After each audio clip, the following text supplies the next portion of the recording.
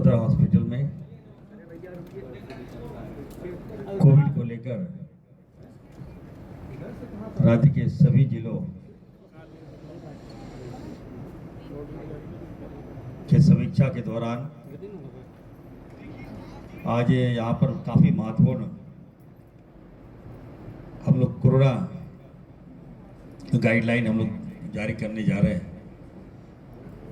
इसी संदर्भ में हमारे बीच यहाँ के सिविल सर्जन साहब हैं, डीएस साहब हैं और तमाम हमारे डॉक्टर्स हैं और हमारी जवान जो है जान की परवाह किए बगैर पिछले कोरोना में एकदम लोगों की सेवा की तमाम हमारी नर्सेज यहाँ पर हैं।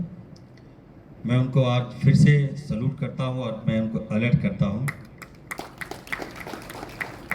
कि आप लोगों को तैयार रहना है। अभी जो जानकारी मिल रही है कि फिर से देश में कोविड का जो प्रकोप है बढ़ रहा है। एक पेशेंट हमारे हिंदुस्तान के बेंगलोर में डिटेक्ट हुआ और वो काफ़ी ओल्ड था, 85 साल का वो व्यक्ति था और जिसको सांस लेने में प्रॉब्लम हो रही थी, उनका निधन हुआ है। एक हमारे रांची के पेशेंट एक डिटेक्ट हुआ है, अभी इसकी इलाज चल रही है, वो भी काफ़ी सीनियर है। तो मैं आप सबको कहना चाहता हूँ, झारखंड वासी को कहना चाहता हूँ कि आपका जो मंत्री है एक डॉक्टर भी है और लगातार आप देख रहे होंगे कि मैं दिन रात लोगों की सेवा कर रहा हूँ, स्वास्थ्य विभाग की व्यवस्था को बदलने में लगा हुआ हूँ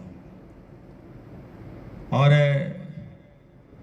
इस दिशा में दिन रात मैं काम कर रहा हूँ। आपको मैं बता दूं कि रांची में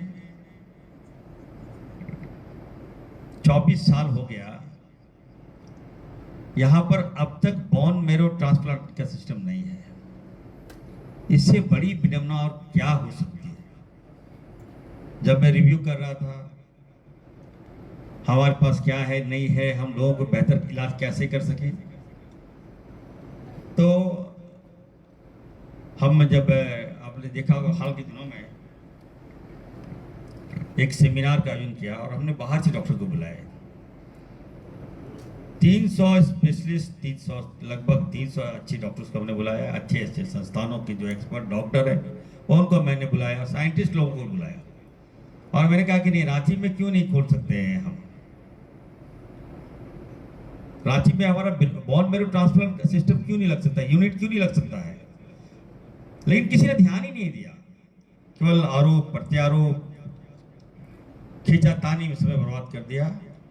और मैं आपको यकीन दिलाता हूं, झारखंड वासी को कहना चाहता हूं कि बहुत जल्द बोन मैरो ट्रांसप्लांट यूनिट जो है हमारे सदर हॉस्पिटल लगने जा रहा है। हमारे बच्चे को एनीमिक पेशेंट है हमारा, अब खून से कई बीमारियां होती है, खून से कैंसर की बीमारियां होती है, उसका इलाज अगर उसका जांच हम नहीं करा पाएंगे तो बाहर हम लोग भेजना पड़ता था, पैसा भी जाता था, जान भी चली जाती थी। लेकिन उसको रोकथाम के लिए हमारा जो है आपका झारखंड हम तैयार कर रहे हैं। दूसरा है कि जेनेटिक लैब, जो मेरी ख्वाहिश थी कि यहाँ झारखंड में जेनेटिक लैब बने, और ये भी मैं कहना चाहता हूँ कि जेनेटिक लैब बहुत जल्द सदर हॉस्पिटल में चालू होगा। अभी आप देख सकते हैं कि कोविड को लेकर इससे पहले भी ओमिक्रॉन वायरस आया था देश में, बीच में हाल फिलहाल आया। तो ओमिक्रॉन जो वायरस था वो बच्चों को अफेक्ट कर रहा था, ज़्यादा रिस्पिरेटरी सिस्टम को डिफेक्ट करता था वो, लेकिन आया चला गया, हल्का था इसका असर। और अभी जो वेरिएंट आया है जेएन वेरिएंट, इससे भी हम लोगों को ज़्यादा भयभीत नहीं होने की आवश्यकता है। आपको हम कह दें कि जो जिनका एज 80 से एबव है उस पर ये जो है प्रभाव उस पर ज़्यादा इफेक्ट हो रहा है, मैं देख रहा हूँ। लेकिन फिर भी हम लोग अलर्ट के मोड में चले गए हैं।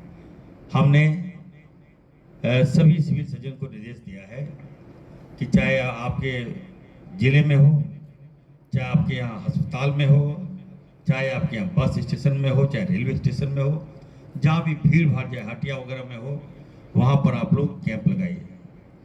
और जहाँ आपको लगे कि नहीं, लोगों को अगर टेम्परेचर हो, खांसी हो, बुखार हो, ये लक्षण है, अगर आता है तो आप प्लीज़ इमीडिएट ऐसे पेशेंट को हॉस्पिटल में एडमिट कराइए और हम लोगों को सूचना दीजिए। हम लोग जांच करेंगे, अगर वो पॉजिटिव पाया तो इसका इलाज करेंगे, नेगेटिव पाया गया तो उसको हम लोग रेफर करेंगे। तो मैं फिर से कहूँगा, कई गाइडलाइन हम लोग जारी करने जा रहे हैं। हम आप सबसे आग्रह करेंगे कि अभी आप लोग मास्क का प्रयोग करें। ये नहीं कि 3 लेयर मास्क अपने पास जरूर रखिए, मास्क कम से कम जरूर रखिए आप लोग, और भीड़ भाड़ में भी नहीं जाना है। कोशिश कीजिए, बहुत ज़रूरी है तभी जाइए। और ये भी आपको कोशिश करना है कि अगर देखिए कहीं अगर कोई बीमार है, कोई बुखार से पीड़ित है, किसी को सांस लेने में दिक्कत हो रही है, किसी का बीपी हाई है, तो इमीडिएट आप हम लोग को एकदम फ़ोन करें। हम अपना कॉल सेंटर नंबर भी हमने जारी किया है। डॉक्टर्स भी आपके अवेलेबल हैं। जितने डॉक्टर की छुट्टियां हमने रद्द कर दिया है,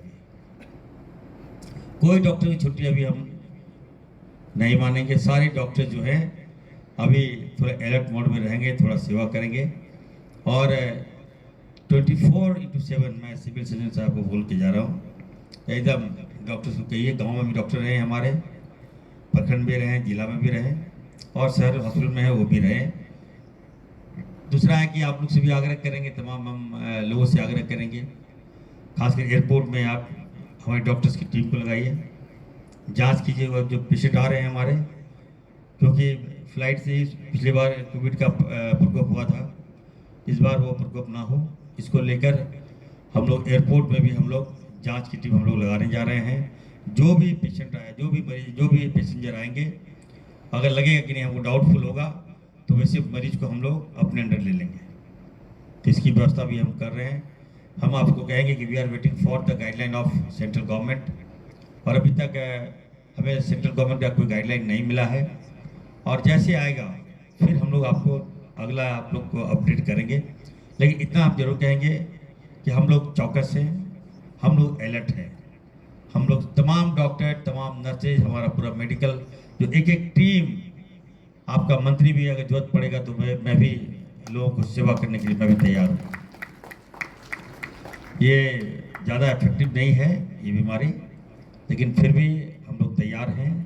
और ख़ास करके जितने भी हमारे जो नर्सेज आई हैं, हमारी बहनें हैं, मैं उनको सैल्यूट करता हूँ कि आपकी भूमिका, अगर इनकेस अगर आ गया कोविड, अगर आ गया JN वेरिएंट 1 वेरिएंट है ये, तो अगर आता है तो हम लोग तैयार हैं, हर तरह से तैयार हैं, हम आपके साथ हैं।